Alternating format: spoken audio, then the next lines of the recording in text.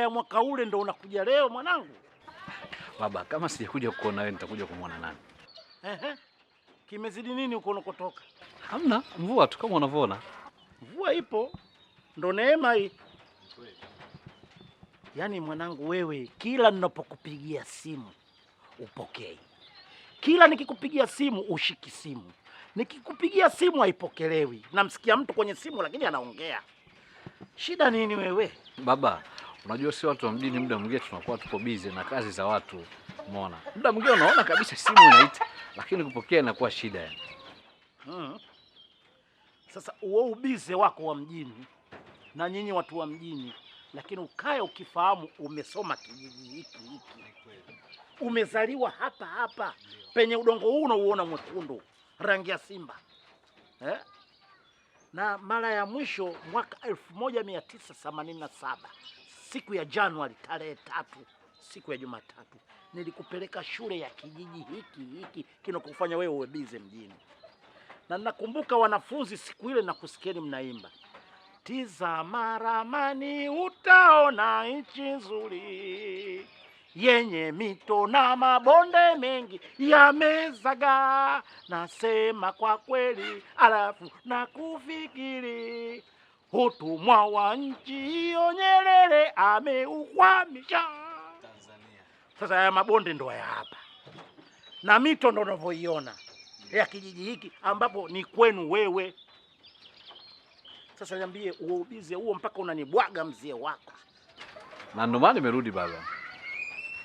Sasa baba, nataka niweke begi mara moja ndani, kuna rafiki yangu mmoja nataka nimcheke hapa mara moja, afu mimi nafikiri tukuja kuongea. Kumbe hapa kuja kwangu mimi umekuja kibahati mbaya tu kunisalimia. Hapana baba. Kuna jambo la muhimu, nataka nimcheke tu mara moja, alafu mimi nafikiri tutakuja kuweka sawa. Mimi na wewe tutakuja kuongea. Unavongangania mjini, unaiona hii? Huko mjini moja mnainunua shilingi 100. Lakini sisi hapa Mwenyezi Mungu katupa neema ardhi. Hebu shika.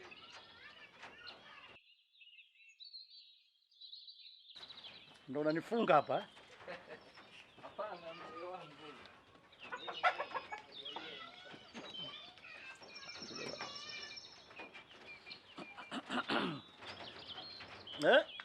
Sasa mzee, mimi nafikiri tutaonana. Lakini nakwambieni watoto wa sasa hivi nyinyi mna dunia yenu, mmekuwa kama watoto wa kasa. Watoto wa kasa wanatagwa nchi kavu. Wakiingia baharini wanatawanyika, tutafikiria huyu ndio wewe unaanza kutawanyika. Narudi sasa hivi mzee, narudi. Haya, nenda kwa bwana mmoja huyo. Naenda kwa bwana mmoja. Si bwana mmoja? Mimi na kuku wangu tu hapa. Lakini kwa taarifa yako sikuchinjia hata mmoja.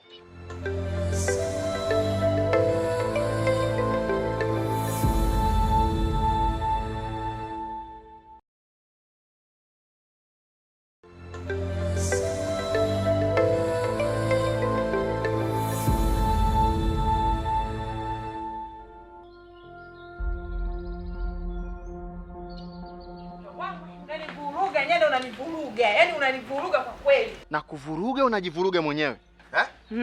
Maana wewe ndio mtu pekee ambaye unatakiwa ukae chini useme kwamba kaka yangu sasa umeshaumia vya kutosha. Lakini uone yani unionee hata Nyande. Hivi wewe unamfikiria Naomi unampenda kweli wewe? Au unajisikia unachokiongea wewe? Jamani, ananiuliza mdogo wangu nampenda Naomi. Sasa nimpende nani? Mwanamke gani ambaye mimi natakiwa nimpende? Hem, niambie nichagulie mwanamke wa kumuoa mimi. Jamani mshangaeni. Unampenda Naomi?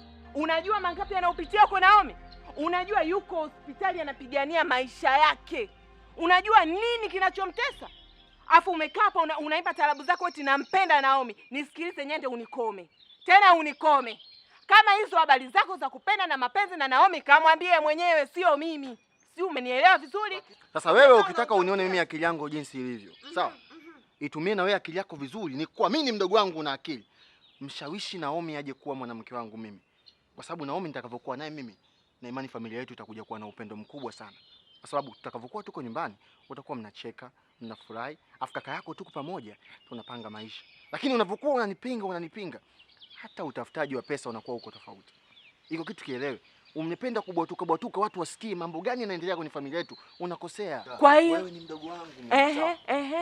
Haya, kama moyo wangu umefanyaje, lakini mimi ndo nampenda Naomi.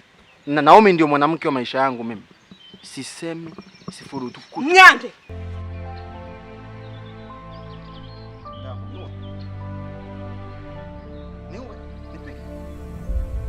Niue basi. Yaani sio kukuua tu. Yaani ningekuwa na uwezo ningekupiga nikakuua nikakukatakata kisha nikakuua. Uwezo unao, niue. Nimalize. Niue basi ufurahi na moyo wako yani kwamba umemaliza. Kama umeandikiwa kufa hapa sio kwenye mikono yangu mpumbavu. Sasa utaniua. Hebu niache bwana niache. Toka basi niue. Kubwa sema linakuwa halina akili. Yaani tatizo lako huna akili. Niue. Babu unakimbia kuua nini? Angalia mpaka viatu vyangu vinakatika mimi nitafanya nini muda wako ndo. Mimi namwachaje Naomi? Huyu mtoto mwenda wazimu ni? Kama kitu gani? Wewe nini? Si yule mpuzi. Hivi unajua utakuja kufa na pressure wewe. Mwanza kwa Naomi amelala kule na unafuata wewe. Hebu tu nyumbani tukazungumze kule.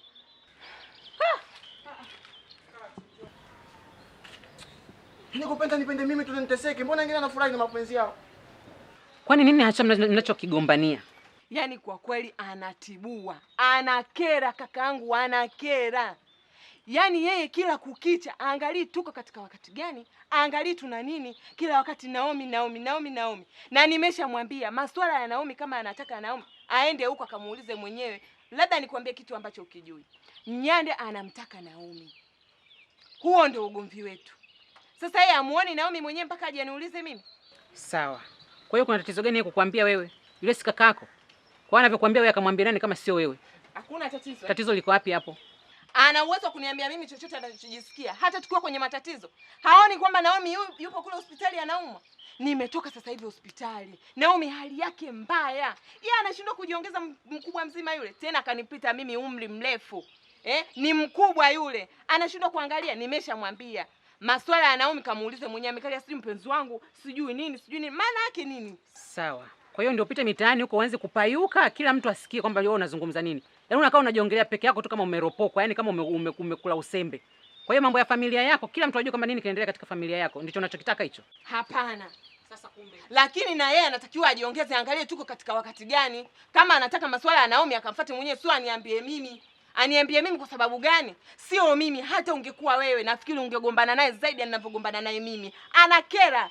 Yaani ni mtu mzima lakini hana akili. Kwani naye ajue kama ni mwanafunzi Naomi? Ndio hapo sasa nikuulize wewe unayemtetea. Anajua kabisa yule mtoto wetu ni mwanafunzi. Anataka afe. Anataka kumuua na mapesa.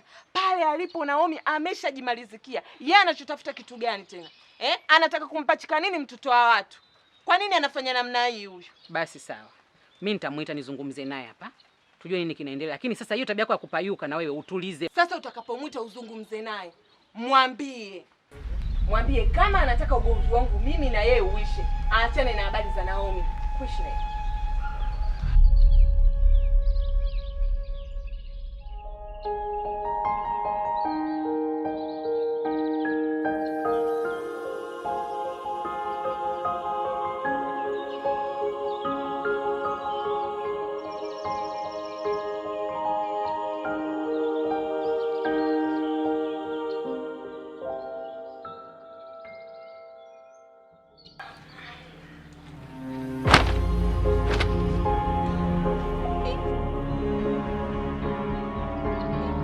Ndira.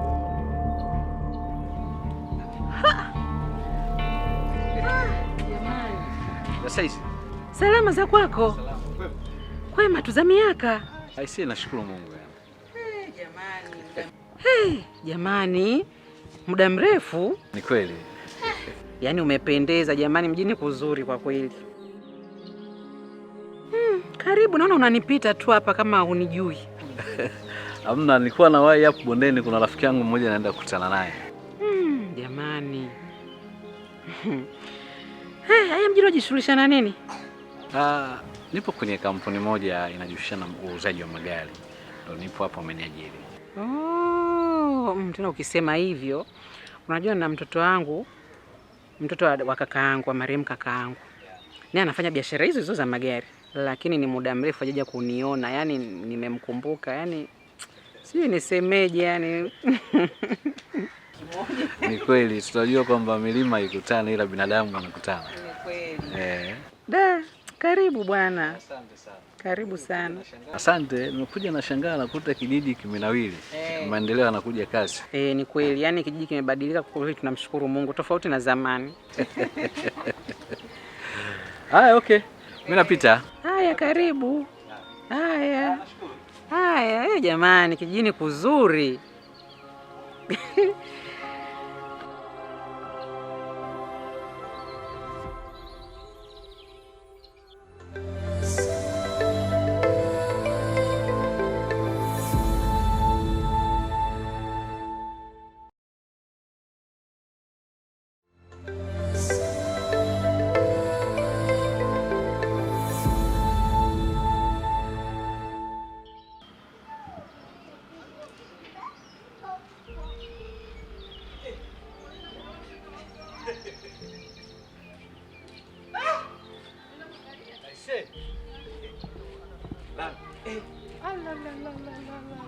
Wewe. Vipi ndugu yangu? Sema umewaka? Umewaka sana. Mji umekupenda. Mji umekupenda. Aha, lini? Aisee, leo. Yaani nina kama dakika 10. Nimeacha begi kwa mzee hapo nikaamua bora nikutafuta. Bwana. Bwana, unajua miaka inakwenda, siku zinakwenda na watu wanasema milima ikutana, lakini binadamu tunakutana. Leo tumekutana ndugu yangu. Ni kweli kabisa. Leo tumekutana. Nipe utamu. Na mengi sana ya kuongea na wewe. Kiukweli na mengi sana. Na mengi sana. Ni kweli. Na hata hivyo mwenyewe nimeamua nikutafute, kuna issue nataka tuongee.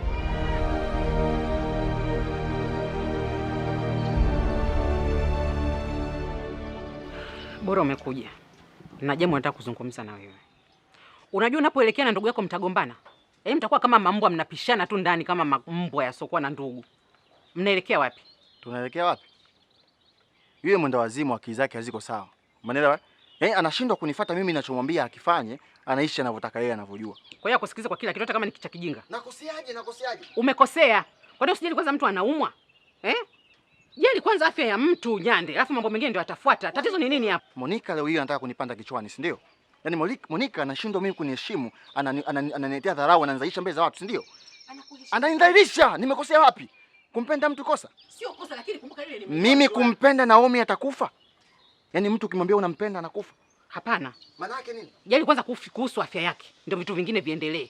Sio sasa hizi mtu anaomba anza kumpandikizia I love you nini? Labda nikwambie kitu kimoja. Katika siku ambazo Monica amenikosea, leo amenikosea sana. Amenikosea kupita kiasi yani. Amenikosea, anawezaje kunifuatilia mimi? Ananiingiliaje? Mimi nahangaika vibarua huko kutwa nzima. Aweze kula, aweze kuishi mwe ndani. Aweze kusoma. Halafu leo anakuja kuniingilia katika maisha yangu. Kwa nini? Hamna, yuko sahihi. Amenivuruga. Anawezaje kuja kuzungumza mambo yangu hapa? Mimi ni ndugu yake, kwa hiyo tusikane na kuzungumza tukaambiana ukweli. Tunazungumza hivyo vitu. Katika siku ambazo kanivuruga au kanivuruga na nitaenda kumuonyesha kwa mimi ni mtu wa namna gani. Nyande, wewe Nyande.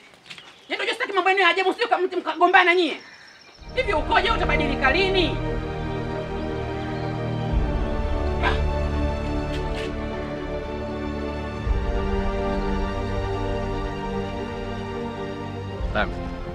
Unajua vitu ambavyo tulivyovihangaikia muda mrefu inabidi sasa hivi vitulipe. Ni kweli unachokiongea ndugu yangu, lakini tatizo liliopo kwangu, unajua toka kipindi kile ambacho umeondoka, babu yangu alipata tatizo la ugonjwa. Na kama unavyojua mimi ndo mtu ambaye ninamwangalia, namuhangaikia. Kila kitu nakifanya mimi pale nyumbani. Na hapo ndipo shida iliyopo. Pole sana. Sana, lakini wewe una elimu unajua. Na unahitaji ufanye kazi. Vipi kuhusu Monica? Nilijua tu lazima utamuulizia. Najua lazima utamuulizia, nilijua. Nikwambie kitu kimoja. Unajua Monica ni mwanamke mmoja ambaye ni mpole sana, ni mkarimu, ni mcheshi. Ni mwanamke ambaye kuhusiana makundi yana. Vipi, unataka kuoa ni? Kwa sasa bado sana. Nilitaka kushangaa ndugu yangu. Nilijua tu. Unajua huko mjini mnakutana na wanawake wengi wazuri, mnakutana na wanawake warembo. Ni kweli. Lakini mimi sikufuata wanawake. Na hiyo inatokea ni moyo wa mtu. Mimi nimefuata kufanya kazi. Ubarikiwe sana. Ubarikiwe. Vipi kuhusu Jacob? Jacob ni historia ndefu sana na tukisema tuanze kuizungumzia hapa hatuwezi kuimaliza. Labda tu nikuombe kitu kimoja. Unajua pale nyumbani mimi babu yangu ananitegemea katika kila kitu. Kuanzia kufua, kuoga, kila kitu pale nyumbani nakifanya mimi. naomba tukutane jioni tuweze kulizungumzia hili. Okay, basi mimi nafikiri haina shida. Sawa.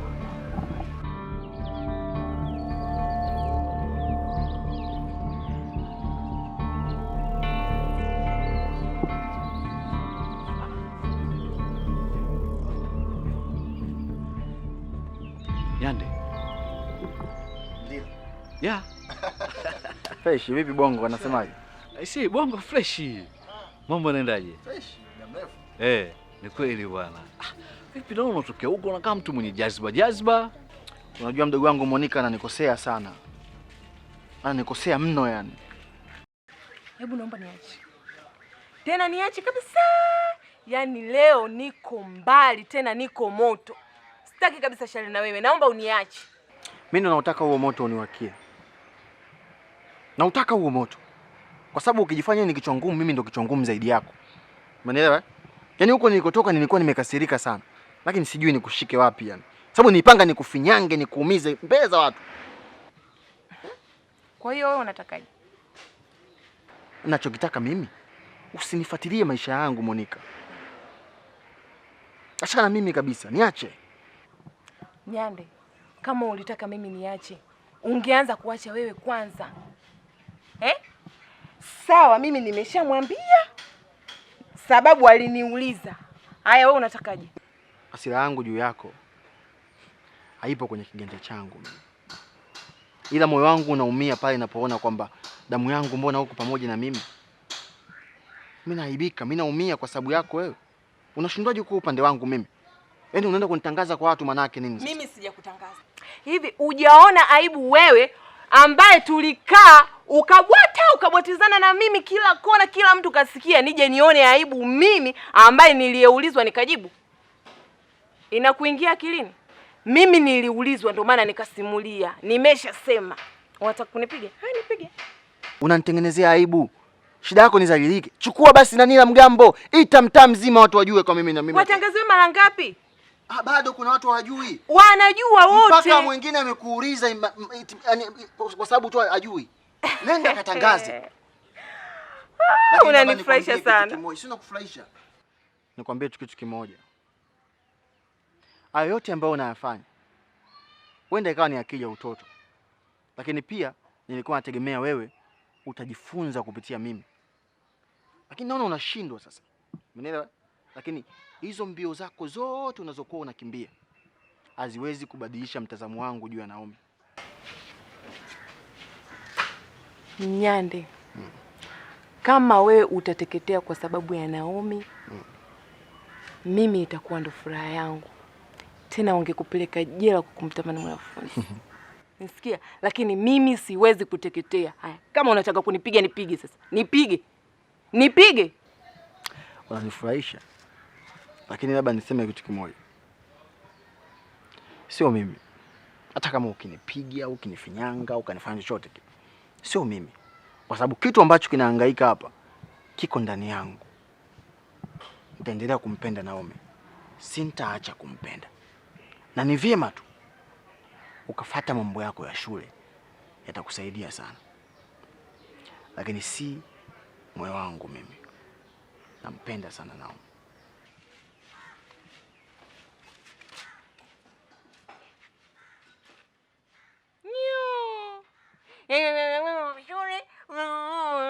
Unaniletea kibesi mimi wewe? Yaani umesahau kina sisi walivyokuwa wanataka kukunyosha, mimi ndio nilokuokoa. Leo unakuja unanivimbia. Wewe! Yaani wewe, yaani bila mimi pale kina sisi wangekugaragaza wewe, unaniletea kidume tunakuja hapa unanivimbia hivi. Unatamba kwangu mimi? Unatamba unanitambisha mimi, unataka kunikalisha? Yaani mimi unikalisha wewe. Sasa kwanza kunguru wewe. Unajua vitu mnavyovifanya mimi vinanichanganya sana. Na nisikufiche, mnanikera, mnanikwaza, mnaniumiza. Kwani mmekuwa ni watu wa kugombana? Kwani una kakako mmekuwa ni watu wa kudokoana kila wakati? Yaani imefikia hatua sasa mtaa mzima, maeneo yote mnaozungumziwa ni nyie tu. Naomba uniambie sababu kubwa inawafanya nyie mwe hivi ni nini? Yaani tatizo liko wapi? Rami, mimi nakuelewa sana. Na katika watu wanaokuheshimu basi mimi ni mmoja wapo. Nyande kweli ni kaka yangu na namheshimu na nampenda sana. Lakini Nyande hajiheshimu. Nyande hajitambui. Nyande kila hakikaa yeye maongezi yake ni Naomi, nampenda Naomi, vipi mpenzi wangu Naomi. Lakini Rami, fikiria hata wewe. Naomi ipo katika wakati gani? Naomi anaugua. Naomi anatuhitaji. Naomi ni mtu ambaye yuko hospitali, amelala, anapigania maisha yake. Rami, mimi ndiye mtu pekee ninayepanda na kushuka kwa ajili ya Naomi. Hana mwingine. Mimi ndo rafiki yake, mimi ndo dada yake, mimi ndo kila kitu kwake.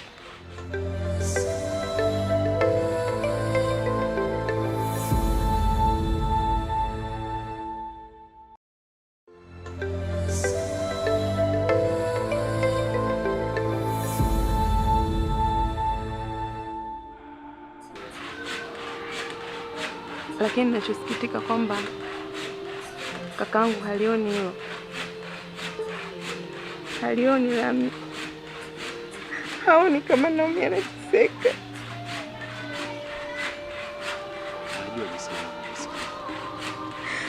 Haoni kama mimi nashindwa kulala, nashindwa kufanya vitu vingine sababu ni Naomi. Ngoja na mimi nikwambie kitu. Wewe unaamini hakuna mtu duniani anayependa? Kila mtu anapenda. Lakini mbona Nyande haonyeshi thamani yake kama kweli anampenda Naomi? Mbali ya ugonjwa, Naomi ni mwanafunzi. Ni mtoto yule. Ana ndoto zake. Najua jinsi gani ambavyo unajisikia. Najua maumivu uliokuwa nayo. Najua. Basi usilie.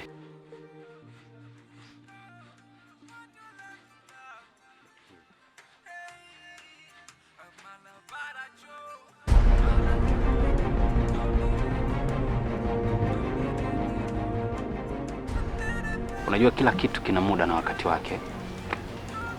Na ninaamini kwamba kuna siku yote yatakuisha tu. Kwa upige moyo konde Monica. Sawa?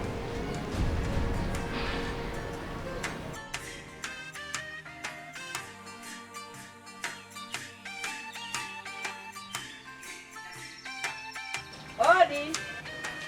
Wenyewe. Odi. Sophie, mama. We mtoto. Mama yangu. Hutajwi shangazi yangu. Shangazi, ulikuwa unanitaja kwa heri au ulikuwa unanitaja kwa shari? Kwa heri mwanangu, nakwambia nimesimama hapa si akapita kijana mmoja anaitwa Ndila nikaanza kujiongelesha. We. Jamani mwanangu, angalia ulivyopendeza ulivyokuwa mzuri. Shangazi, nimekukumbuka. Nimekukumbuka pia. Hebu karibu ndani mwanangu tuongee. Jamani, umekuwa mzuri. Pita. Jamani.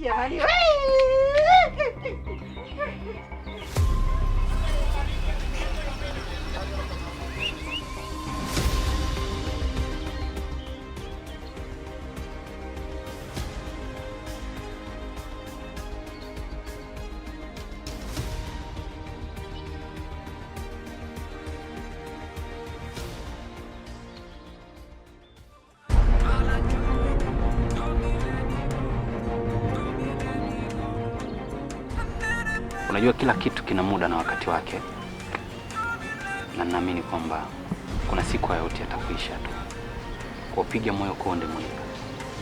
Sawa?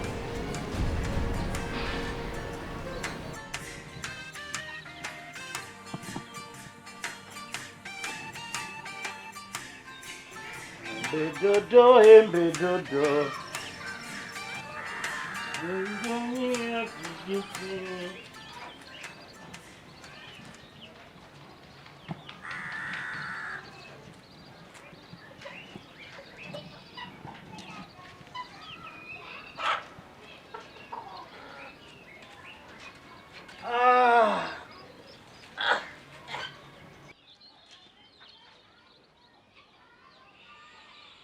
Mwenzetu na nini? Tumeondoka hapa tunaongea mapana na marefu. Tunacheka hapa. Kurudi naona umejawa na simanzi. Shida nini? Hamna kitu baba. Hamna kitu baba. Bado hujaniambia. Mimi wewe nimekuzaa mwenyewe, wewe na dada yako. Nakujueni vizuri, nakujua kupita wewe unavyojijua. Hali yako naona umebadilika. Mbona una msongo wa mawazo? Hebu niambie, umekaa kama mtu anataka kujinyonga? Baba, nimekwambia hamna kitu. Sawa, nifiche. Lakini mimi nakwambia una shaka ushakutana nacho. Na kikijiji mimi nakijua, wewe ushakuzunguka mitaani huko, ushakuta kichefuchefu. Hamna, nilikuwa napita hapa huu mtaa wa Bondeni kwa mzee nani huyo? Mzee nani? Mzee Kusha. Sana shangaa yule mzee baada ya mimi kupita tu mtaa akaanza kuongea, sijui watu kijiji hiki hakina maendeleo, watoto wanaondoka, wanakaa tu mjini huko, hawarudi kwenda kuwaona wazazi wao, umeona? Mambo mengi. Sasa kashangaa mzee kwa nini anaongea vitu kama hivi? Mwanangu, katika hii dunia nakufundisha kitu. Bora uwe na roho mbaya, utajulikana una roho mbaya, kushinda kuwa na wivu. Wivu ni kitu kibaya sana. Wivu sio kwa mtu na mke mwenza au mtu na mgoni wake. Wivu wa maendeleo. Sasa yule ana wivu wa maendeleo. Akikuangalia wewe na kasha kuona hivi. Akimwangalia dada yako jinsi alivyokuwa daktari wa kijiji hiki. Sasa hiko kinamuuma. Ule ni wivu wa maendeleo. Yeye kimemhusu nini kuhusu wewe? Pilipili iko shamba, yeye anaoshwa na nini? Mwana wewe? Kweli Mungu ni mwema. Dada yako amekuwa daktari, tena daktari wa wilaya, ya hospitali ya wilaya. Ni daktari wa kutegemewa. Hawa wazee wote unavyoona hapa, yeye ndo anawafaa. Huyo mzee Kinokela, huyo mzee Maliwata, mzee Bwembelekete, mzee Mutika, mzee Dege, wote sasa hivi yeye ndo anawapa dawa, ndo anawatunza wazee hapa. Hivi alitaka kuhamishwa hapa, peleka hospitali ya mkoa, wilaya nyingine. Watu wameandamana hapa kijijini. Kwa hiyo naweza nikaonana naye? Unavyosema wewe na yeye anasema hivi anataka kukutana na wewe. Maana wewe ndio umeenda huko mjini umetia ndi break. Unajua ndio nakuja kuamini ule msemo unaosema kwamba atafutaye achoki. Kwa sababu unajua siku zote kwenye maisha alikuwa anasema kwamba yeye anasoma ili aweze kuwa daktari. Nimefarijika sana kuona anaishi kwenye ndoto zake. Sasa shangazi, nimeona nikulete hapa ili uweze kujua mali ambazo amekuachia babako. Sio ukasema huyu shangazi, maana umekaa muda mrefu huko, mimi nakula zangu tu ndizi hapa.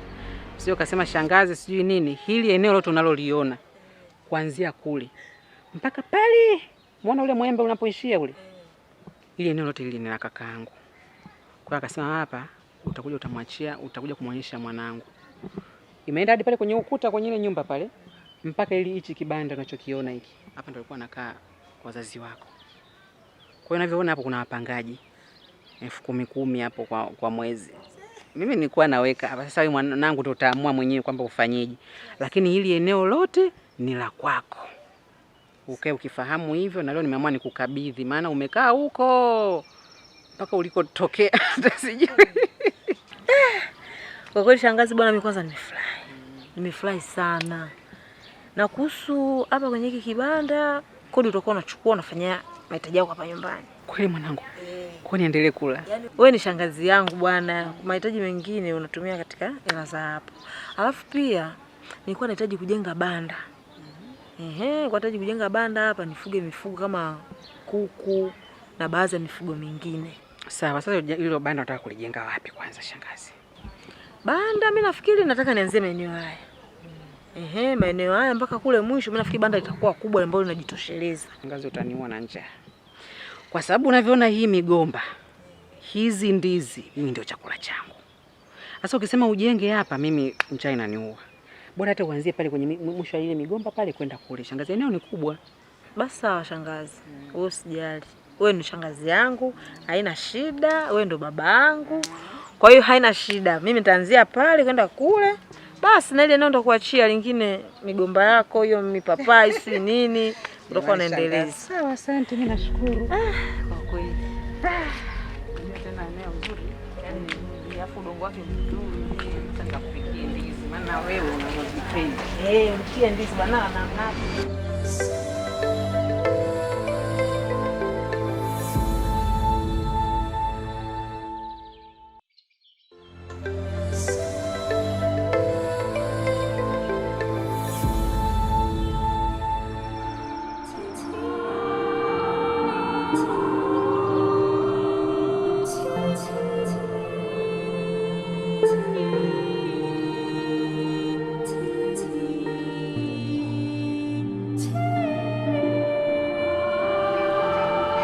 Najua jinsi gani ambavyo unajisikia.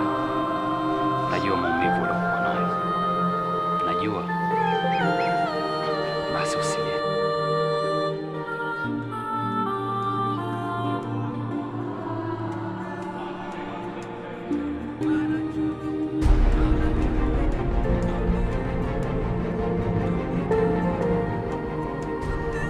Unajua kila kitu kina muda na wakati wake, na naamini kwamba kuna siku yote yatakuisha tu. Kuna kitu kinaniumiza sana. Najua kuwa maradhi ni kawaida kwa sisi binadamu, na tumeumbiwa sisi,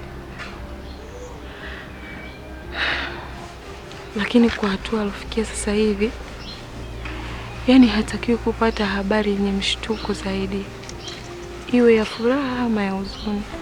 Sofia, hebu fikiria, hivi ni binadamu gani ambaye hautakiwi kuwa na furaha zaidi? Unaishije? Kwa kweli anapitia kipindi kigumu sana, kwa sababu kikawaida binadamu unapoishi lazima usikie vitu vya kufurahi, lazima usikie vitu tofauti. Sasa ni jinsi gani anaweza kuishi kwa kweli?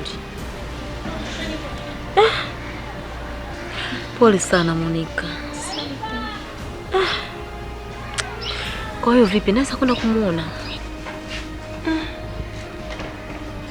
Hapana, kwa kweli kwa sasa hivi hapana, kwa sababu hata mimi mwenyewe siendi pale. Madaktari hawaruhusu kumuona, hali yake ni mbaya sana na anahitajiwa kufanyiwa operation. Kwa hiyo hata watu hawaruhusiwi kuingia, hata mtu wake wa karibu. Hata Jacob pia? Jacob, kaka Jacob naye yuko hospitali. Tatizo nini tena? Sofia, nilipokuambia ni historia ndefu, nilikuwa na maanisha Jacob alipata ajali. Kuna wakati najisikia kama kucheka, kicheko akije, kama kulia, machozi yatoke. Lakini Naomi yupo huko anaugua na Jacob yupo huko anaugua. Pole sana. Asante. Yaani nakupa pole mara nyingine kwa kweli, huko katika wakati mgumu.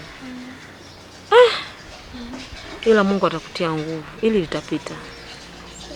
Hakuna lenye mwanzo likakosa mwisho. Itapita tu rafiki yangu.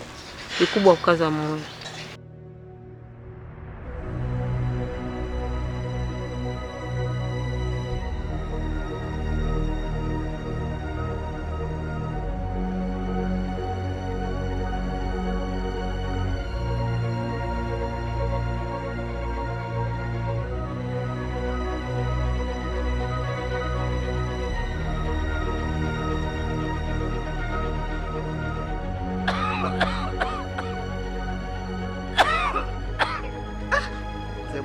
Mzee mwenzangu, naumwa kaka. Hivi rafiki yangu, Naam. hiyo miugoro na mitumbaku na hiyo misigara utaiacha mpaka lini? Angalia afya yako, toka umevuta miaka hiyo mpaka leo umepata nini? Nisikilize ndugu yangu, mimi nataka nikuhakikishie, mimi sasa hivi sigara, matumbaku, maugoro yote nimeyaacha. Tena sasa hivi unakaribia mwezi wa 8 mpaka wa 9, nimeacha kabisa. Sijavuta tena sigara. Yaani hivyo unavyokoa namna hiyo utafikiri ile Fiat ya zamani ndio umeacha hivyo? Bana, angalia afya yako ndugu yangu, angalia afya yako. Utakuja kuaja kuwatia maskini watoto wako kwa hiyo misigara. Ina maana gani? Natoka ujana wako unavuta misigara, wewe basi unatosheka tu nikurunge. Kweli, ni kweli kabisa ndugu yangu, lakini hiki ndicho ninachokwambia. Lakini labda tuyaache haya kwanza, maana kama kupona nitapona tu ndugu yangu. Hivi vipi uko kwenye mkutano? Mimi bwana na siasa na mimi sasa hivi mbali kabisa. Mimi sasa hivi ninachohangaika mimi kwa mifugo yangu hii, kuku wangu hawa pamoja na mbuzi wangu. Basi wewe fikiria mwenyewe, huyu jogoo mwekundu kuanzia Januari mpaka mwezi wa 6 sijapata kuku 20 majogoo. Nikiuza 25 na kiasi gani? Haya mabanda sijafumua, sijachomea matofali ya kuchoma haya. Si nishaimarika. Mbinu na maisha unayatengeneza mwenyewe, sio kusimama katika vilili vya kisiasa. Siasa bwana, kwa sasa hivi bora tuachie vijana, kwa sababu siasa ina mambo mengi na vijana wenyewe sasa hivi siasa hawajui.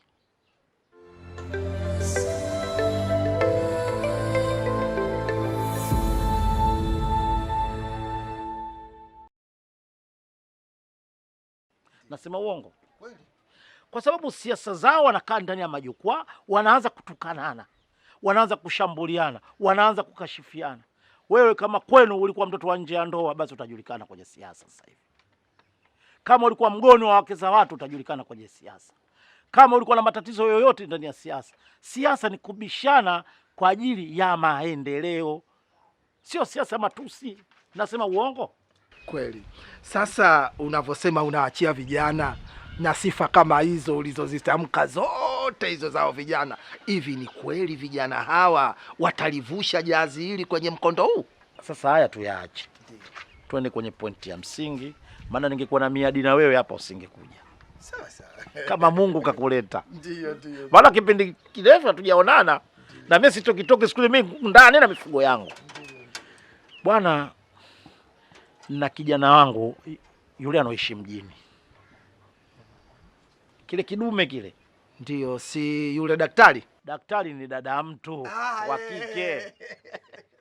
Yaani wewe unakuwa daktari tu kwa kuwa anakushughulikieni hapa kijijini, wazee wote anakuenzini? Hapana. Ndio. Hiki ni kidume. Unakikumbuka hapa nani kidogo tu. Kiensa boy kile. Yaani hapo sasa ndio nishakielewa. Nakikumbuka kile kidume. Bwana, nimeona kitu pale nyumbani kwako. Katika mabinti yako yule mmoja nafikiri anaitwa Sada. Kiukweli mimi yule binti kanivutia sana. Kwa sababu nikimwangalia yule binti mstaarabu, yule binti ana hekima, hata uso wake una haibu umeinama. Halafu inanivutia zaidi yule kijana wako ni mcha Mungu, mtu mwenye hofu ya Mwenyezi Mungu, tofauti na mabinti wa vijijini. Hebu ngoja kwanza. Tulia taratibu. Unataka kuniambia mzee mwenzangu unataka kuongeza mke wa pili? Hapana. Sitaki kuongeza mke wa pili, wala sisubutu. Umri huu tena? Hapana. Ila nimeona bora nimtafutie jiko mwanangu. Naam. Nikaona nisikwache vivi. Ili swala kwanza nikufikishie mwenyewe baba. Ndio. Baba, maamuzi nitakusikiliza, pengine ushachukua kwingine au vivi, ili nini nitoe maamuzi. Labda mimi nikuambie kitu kimoja kwamba kwa upande wangu mimi, yani mimi mwenyewe, ili jambo ondoa shaka kabisa, ili jambo limepita. Ila na jambo moja nataka nikuulize. Umeshaonana naye mwenyewe ukamtamkia jambo hili? Na siwezi, na sio mila na desturi zetu. Kwanza nikufike wewe mwenyewe, nikupe hizi habari, uzitilie baraka na dua naye. Alafu ndo nifike nimpe taarifa yeye mwenyewe muhusika. Ndio, sasa nisikilize. Ujue unapokuwa unazungumzia swala la ndoa, ile sehemu yenyewe kwanza Mwenyezi Mungu huiletea rehema. Ina maana hapa kuna malaika. Yaani hapa sasa hivi tulivyo, hapa pamejaa rehema. Malaika watu kabisa. Kwa hiyo hilo jambo wala usiwe na wasiwasi nalo. Na mimi ninachotaka nikuambie ni kwamba wewe mueleze. Najua akitoka kwako atakuja kwangu. Akifika atanieleza jambo hili. Basi na mimi nitalitilia dua. Tena nitaliombea kwa Mwenyezi Mungu liwe jambo la kheri. Wapemba wana msemo wao, wanasema yansoza. Limeisha.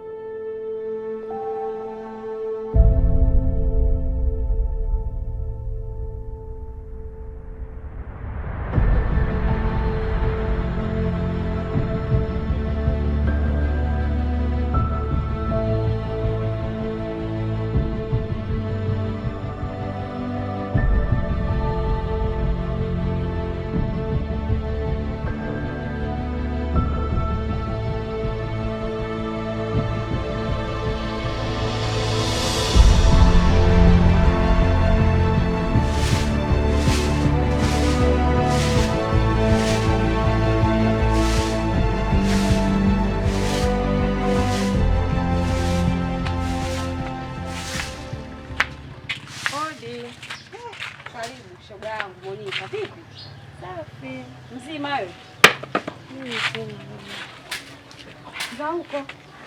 Safi kwema. Kwema, leta mke shoga yangu. Mbona umepoza kama mboga lokosa chumvi hivyo? Majanga tu ndugu yangu, hamna lolote. Vipi kwanza babu nimemkuta? Mkuti wapi? Kaondoka huko. Maana kikapa kila siku mikelele tu, kila muda mikelele, kaondoka zake huko na mimi nipo mu.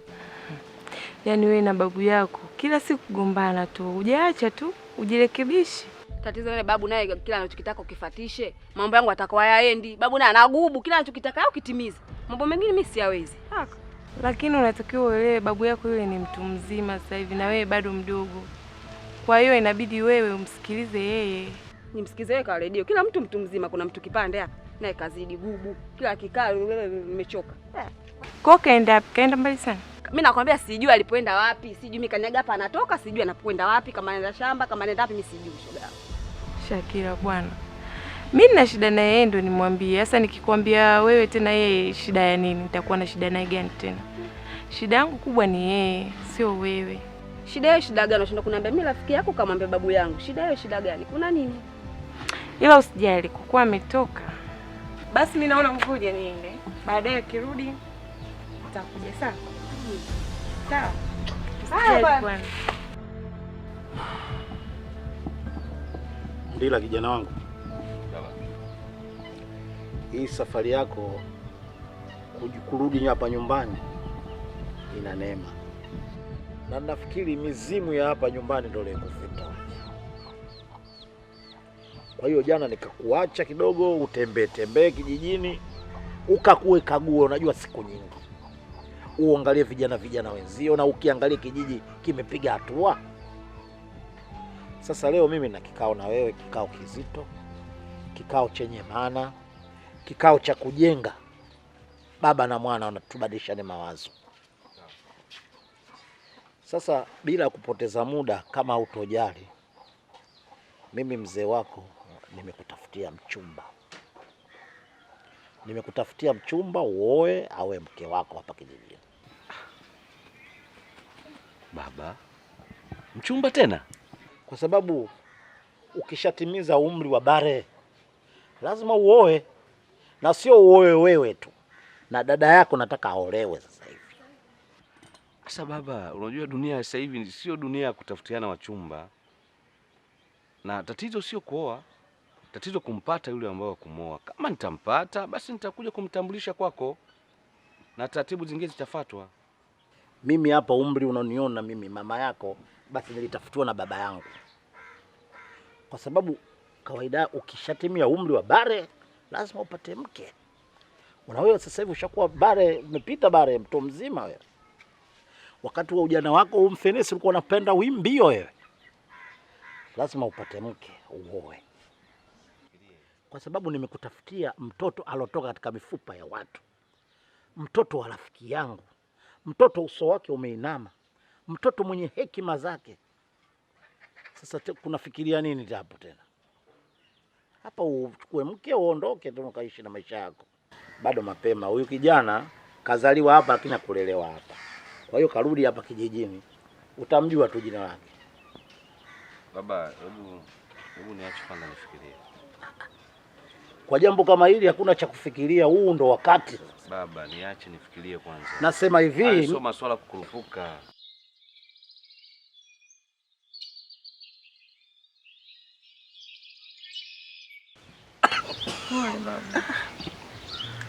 Mwanangu, naumwa sana mama. Mbona? Naumwa sana. Maana sasa tena hatua iliyofikia, akhera wananisubiri, duniani nishatoka. Na nipo katikati hapa. Lakini naumwa sana mwanangu. Pole, unajua babu, ukishakuwa mtu mzima maradhi ni kawaida. Mimi naamini Mungu atakuponya tu. Ni kweli unayoyasema, lakini manake niliambiwa kwamba haya maradhi ni kwa ajili ya hayo masigara. Hayo masigara yenyewe nimeacha kuvuta zamani tu. Lakini mpaka leo bado ndo hivi naendelea kuumwa. Haya, lakini hilo tuliache. Hivi vipi hali ya Naomi? Anaendeleaje? Maana tangu ameanza kuumwa sijamuona na wala sijakwenda kumuona, na hii ni kutokana na hali yangu ilivyo. Anaendeleaje Naomi? Babu, Naomi bado anaumwa. Anaumwa sana na tayari wameshamtoa katika wodi ya kawaida, wamempeleka katika chumba cha upasuaji ili aweze kupata matibabu yake. Bado kwa kweli Naomi ni wa kumwombea tu babu. Naomi tutamwombea dua, kwa sababu Naomi ni mtoto mpole, mtoto mstaarabu.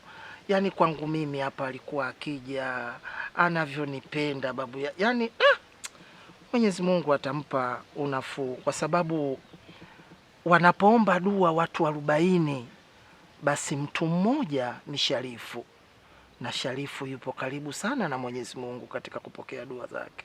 Basi inshallah atapona Naomi. Amen. Ndio. Haya, maana nakuona umekuja. Na wewe ukifika nyumbani kwangu, ukikanyaga hapa, basi ujue una jambo kabisa. Haya, niambie leo unalipi jipya? Ni kweli unachokisema, ni kweli na tatizo. Ndio. Ujue babu, unakumbuka siku moja niliwahi kukuhadithia kuhusu kuwa nina kijana nimempenda? Ndio, nakumbuka. Sasa yule kijana ameshatoka mjini, aliendaga mjini. Sasa hivi amerudi. Kwa hiyo aliporudi, unajua babu, mimi ukweli amekuja muje kupanga mambo yenye msingi. Sikumwita mimi, kaja mwenyewe tu kama Mungu tu.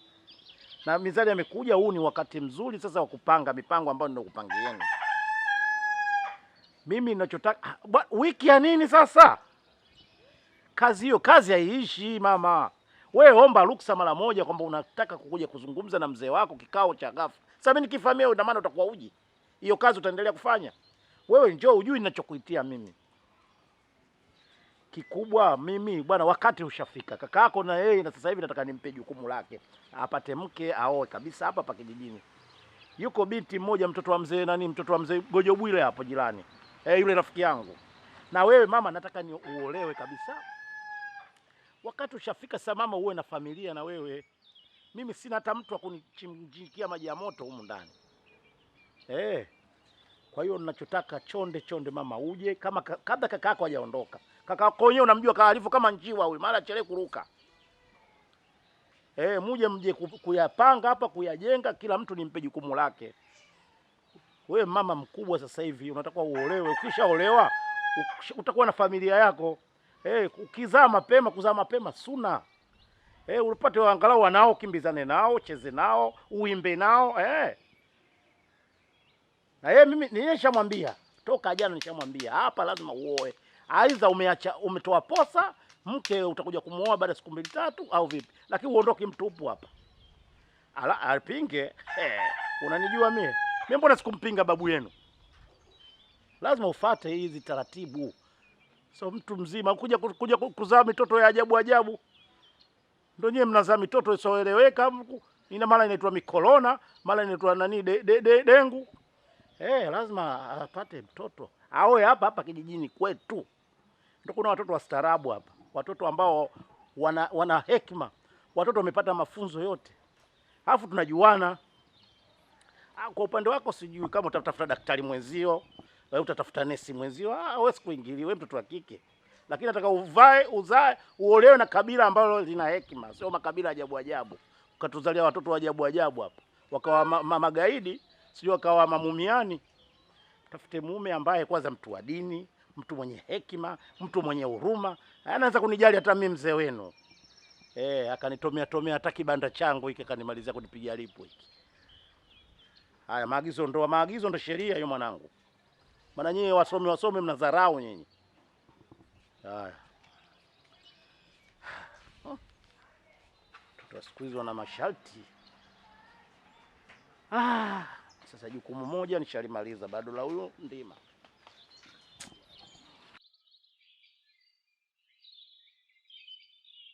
Mjomba umeshafika, tunaanza mantilie. Yaani ukianza kuosha mjombo unaosha mpaka unakoma, mwisho wa siku unapata mifangasi ya mikono basi.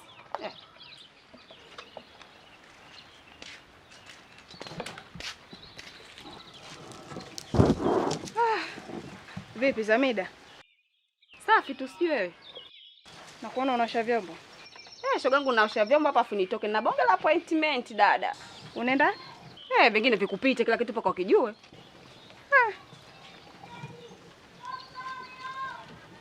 Vipi? Yule mzee yuko wapi? Shavurugana naye asubuhi kanda zake. Shakila wewe.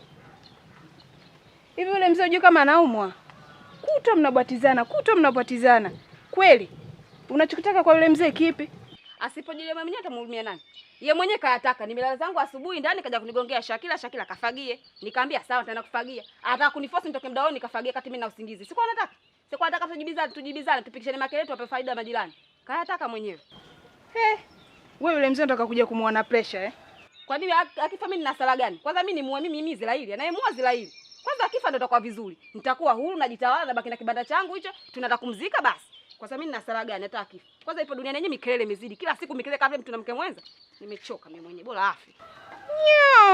Kwa taarifa yako, utaanza kufa wewe atafuata yule mzee. Nyo mwenyewe. Wewe na mzee lote mmoja usije kuniibia siku mimi hapa. Wewe endelea tu. Bila kama msuli wa mtu mwenye busha. Kuharibia na siku. Tukao mimi na appointment yangu leo mtu anaenda kuja nipigie picha mikelele, sijui na baba yake, sijui njana mamoja. Kuharibia na siku tu bwana.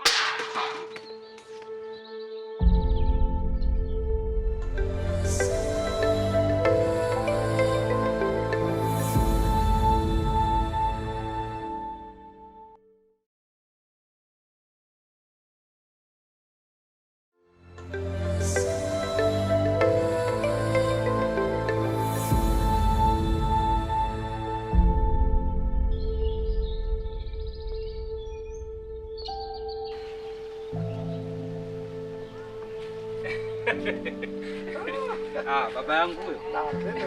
Salama, shikamoo. Salama. Nikasema leo lazima nije nikuone. Nikasema siwezi kupita bila kukuona.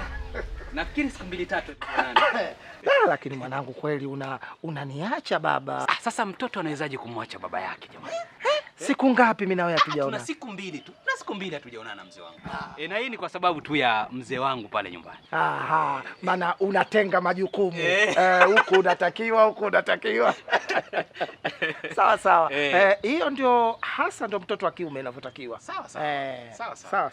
Haya. Naona leo umekuja kunitembelea mwanangu. Lakini mimi nasema afadhali umekuja. Kuna nini tena? Tatizo kubwa sana na limenikaa moyoni la huyu mdogo wako. Nani Shakira? Huyo Shakira. Awe nani tena mwingine? Mwanangu Shakira sasa hivi amebadilika. Shakira amekuwa mtukutu. Shakira amekuwa Shakira kweli. Yaani Shakira unaweza ukasema afadhali ya mbwa anayekimbiza, lakini unaweza ukasema afadhali ya farasi anayekimbiza upepo. Shakira amebadilika. Shakira mwanangu anafikia wakati analala nje. Yaani imefikia hatua Shakira analala nje kabisa. Analala nje kabisa, na wakati wa kurudi Shakira amerudi mapema saa 5 mpaka saa 6. Lakini 7, 8, 9 hivi ni vitu vya kawaida kabisa kwa Shakira. Shakira anataka kunipeleka akhera kabla ya wakati. Nimevumilia sana. Kila nitakachomwambia Shakira ananijibu anavyotaka yeye. Sasa nimeona bora nikueleze wewe. Sawa. Mwanangu uvae viatu vyangu. Aelewe. Basi labda inawezekana ikawa nafuu, lakini vinginevyo mtafunga turubai hapa kabla ya wakati wake.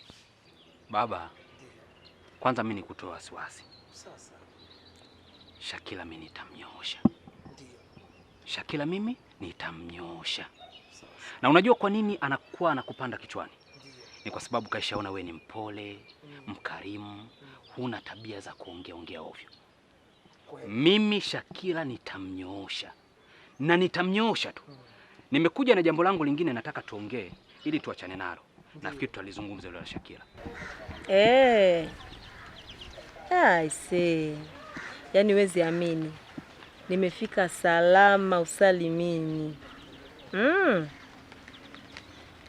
Nimemkuta anti, yaani amefurahi. Unajua amefurahi? Amefurahi sana.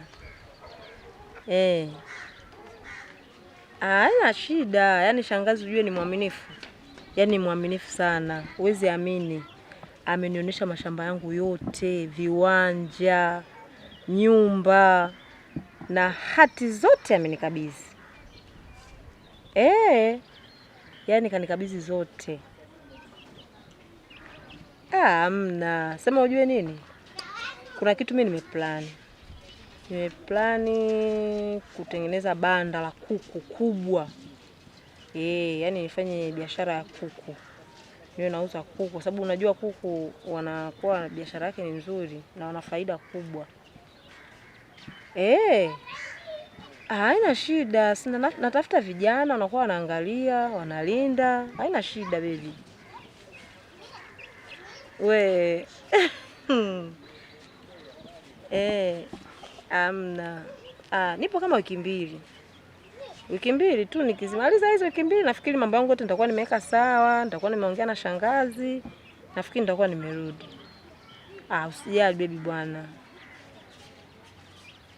Kwa hiyo nikirudi tu nifikie kwako. Yaani hata kwangu nisifike. Poa basi, poa, haina shida. Nikirudi tu nafikia kwako. Poa. Bye.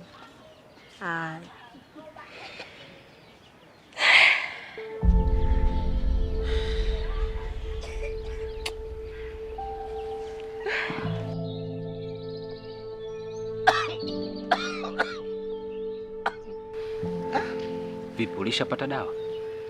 Dawa ndo hizi nilizoambiwa kwamba nikiacha kuvuta hii misigara na mitumbaku basi ndo nitapona. Kwa hiyo ndo hivyo. Lakini ingekuwa vizuri sana kama ungeenda hospitali. Unajua madokta wanajua. Ukienda wakikupima wenyewe wanajua tatizo ambalo linakusumbua ni kitu gani. Kwa hiyo ingekuwa vizuri zaidi kama ungeenda hospitali. Sawa, tajitahidi. Haya. Hebu niambie sasa hicho ulichokuwa unataka kuniambia mwana. Unajua Jacobo anaumwa sana. Jacobo ni mgonjwa. Ndio. Na sasa hivi hana msaada wowote. Ndio. Hana mtu yote ambaye anayemtegemea. Ndio. Na nikawa naongea na Monica hapa. Ndio. Monica akawa ametoa wazo. Ndio. Alikuja akanishirikisha. Na mimi nikaenda kwa dada Emi hapa. Ndio. Tukao tumelizungumzia hilo. Monica alikuwa anadai kwamba kama ingewezekana tungekuwa tunapika chakula tunakipeleka pale hospitali. Sasa ngoja nisikukatishe. Ndio, sasa nisikukatishe kwanza. Umeelewa? Ni kweli hicho unachokisema kwa sababu Monica hapa alikuja. Na alipokuja nilimuuliza vipi hali ya Naomi. Kwa kweli alichonijibu kilinisikitisha sana kwa sababu aliniambia kwamba sasa hivi ndo wanampeleka kwenye chumba cha upasuaji. Ili nisikitisha sana. Sasa na hayo uliokuja kunambia. Baba mkubwa, sasa hivi nataka tuangalie ni namna gani ambavyo tunaweza tukamsaidia Jacob. Ndio. Kutokana na hali yake, matatizo aliyokuwa nayo sasa hivi, maradhi yanayomsumbua. Na kama unavyojua hapa mtaani kote hapa. Hana ndugu ambaye anayemtegemea isipokuwa sisi watu wake wa karibu. Sawa. Na kama unavyojua Naomi na Jacob ni wako wawili tu. Hawana mtu mwingine wa ziada. Kwa nikasema hili lazima nije nikae na wewe. Nikushirikishe kwanza. Alafu jibu utakalokuja kunipa ndio tujue nini cha kufanya. Kwa sababu kama unavyojua unaweza ukatenda wema kwa mtu baadaye ukawa ni uadui. Mimi kwanza mwanangu nataka nikuambie kitu kimoja. Katika hili jambo jinsi ulivyolikalia kati, Mwenyezi Mungu ndo atakayekulipa. Hakuna binadamu atakayekulipa katika jambo hili. Mwanangu umefanya kitu kizuri sana. kwa sababu binti yule hapa kijijini ni binti mwema, binti mstaarabu, binti mwenye hekima, binti mwenye kufata maadili, lakini pia ni binti mwenye upendo sana kwa wanakijiji wenzake. Jambo mnalolifanya hakuna binadamu atakayewalipa, ni Mwenyezi Mungu tu ndo atakayeweza kuwalipa na atawalipa. Mmenielewa vizuri eh? Kwa hiyo mimi mawazo yangu ni kwamba fanyeni hili, na hata kama kutakuwa na jambo jingine lolote mtakalokuwa mnataka kulifanya kwa huyo binti, basi wala msisite, njoni munishirikishe. Pamoja na maradhi yangu niliyokuwa nayo, sina uwezo wa kunyanyuka nikaenda kwenda kumuona nini, lakini mawazo yangu yatasaidia kwenu nyinyi. Kwa hiyo mwanangu, usiwe na wasiwasi, mimi nimeridhika katika hili. Mimi kitu ambacho naweza kusema ni kwamba Ndio. kwanza nakushukuru kwa baraka zako. Sawa sawa. Nakushukuru kwa upendo ambao umeuonyesha. Ndio. Na sisi tuko pamoja na hili. Ndio. Tutaka tupambane, tuangalie ni kitu gani ambacho tunaweza tukafanya. Sawa sawa. Lakini leo Ndio. sitaweza kuondoka hapa mpaka nimuone nani huyu Shakira. Shakira. Lazima nionane naye leo. Ndio. Na nimalizane naye leo. Kila kitu tukimalize leo.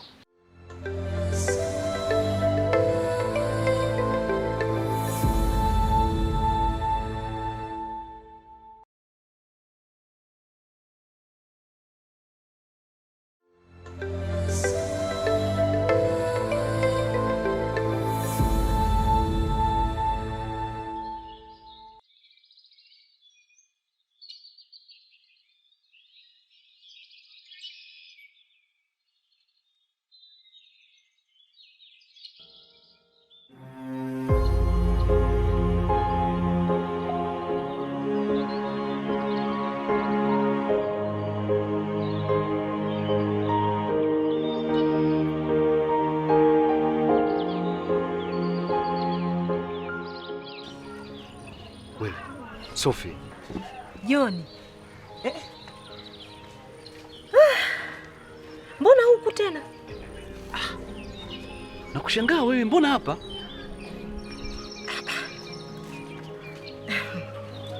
Yaani nilivyokuambia nakuja kwetu, ina maana ninakuja huku. Huku ni kijijini kwetu. Vipi wewe mwenzangu? Ana shangaa kukuona huku. Mimi huku ni kwetu. Nimezaliwa huku, nimekulia huku, nimesoma huku, shule ya msingi, sekondari nimemaliza huku. Baada hapo nikatoka huko ndo nikaenda mjini. Sasa mbona tulivyoongea kwenye simu ulinidanganya? Ukaniambia uko nyumbani. Leo nakuja kukukuta huku. Joni wewe ni muongo. Sikia baby. Mimi nilikuja mara moja tu.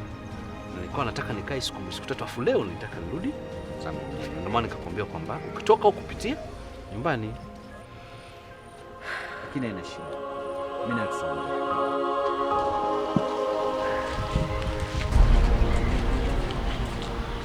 Shikamoo kaka.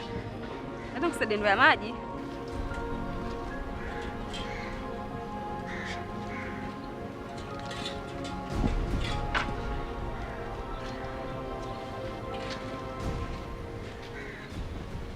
Ulikuwa? Nilikuwa kule kwa rafiki yangu mmoja anaitwa Majuma, lakini wewe humjui. Kwa huko ndo unapolala? Tasi lalagi huko, mimi nalala huko ndani. Wewe Shakira, unanisikia vizuri? Taarifa zako zote mimi ninazo. Hizi habari zako za kuwa unatoka unarudi asubuhi mimi ninazo. Shakira, nataka nikwambie, nitakupiga wewe. Nitakupiga wewe. Wewe mjinga wewe. Wewe mjinga wewe. Yaani chezeni na watu wote, msicheze na mzee wangu ndani. Wewe upumbavu wenu huko, wewe ujinga wenu huko. Si unanielewa? Shakira, nadhani hujanijua vizuri wewe. Wewe unijui mimi vizuri wewe. Nika. Pumbavu! Shenzi wewe. Wewe mjinga nini wewe? Wewe mpumbavu wewe. Sitaki nisikie